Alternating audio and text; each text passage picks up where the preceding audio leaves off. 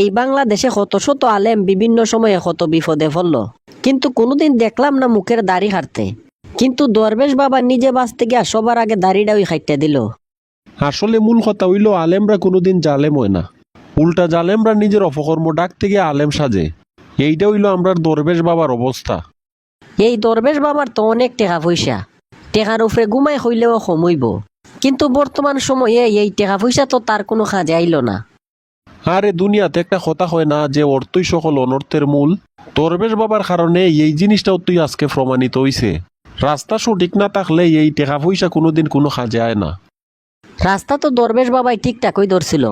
বাংলাদেশের সব বিমানবন্দর যেই জায়গার মধ্যে বন্ধ, সেই জায়গায় দরবেশ বাবা নৌকা দিয়ে চাইছিল দেশ থেকে বাইরে যাইতে। আইনের আত্মবাজান অনেক লম্বা।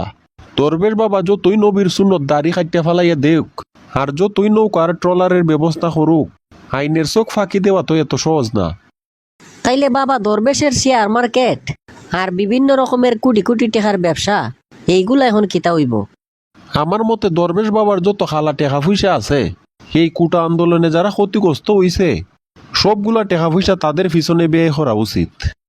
আসলে এই কথাটা সঠিক। এই কয়েকটা দরবেশ বাবা মিল্লা বাংলাদেশটারে ফুরা খালি জুরি বানাইয়া দিছে। এরার টাকা পয়সা বিদেশ থেকে ফিরত আইনা এখন এই খালি জুরিটারে বরাট করা লাগবো।